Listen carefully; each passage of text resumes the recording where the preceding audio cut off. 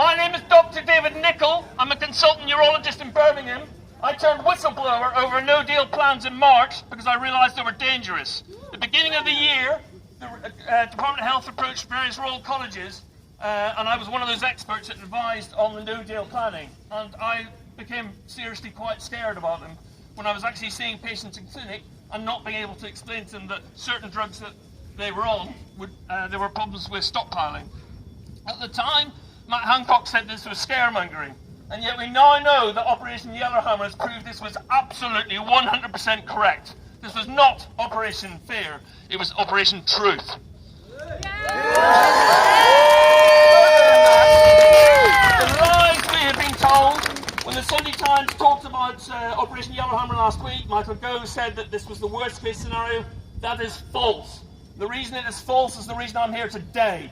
Because in February, Stephen Hammond, Junior Health Minister, told an MP that they were stockpiling body bags. That's why I'm standing in a body bag now, okay?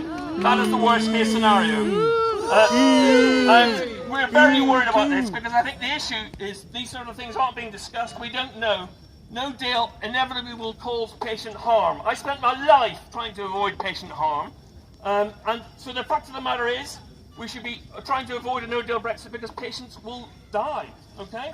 And now no one knows the answer, and no one knows the answer as to how many people this will be. Will it be a small number or a big number? But what we do know is that there are particular problems this year because of flu. And Sanofi, a drug manufacturer that makes flu, it announced in May in the Times that they can't stockpile sufficient supplies for an October Brexit. This is very worrying.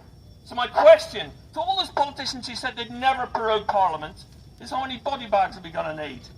All those politicians that said, mine, Sajid Javid, Matt Hancock, that we'd never prorogue. And what have they done? They lied and they've prorogued Parliament. That means there's no scrutiny. Stop the coup, we say. Stop the coup. Stop the coup.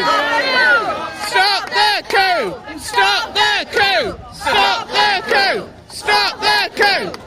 Stop the coup! Stop the coup! Stop the coup! Stop the coup! Stop the coup! Stop the coup! Stop the coup! Stop the coup! Stop the coup! Stop the coup! Stop the coup! Stop the coup! Stop the coup! Stop the coup!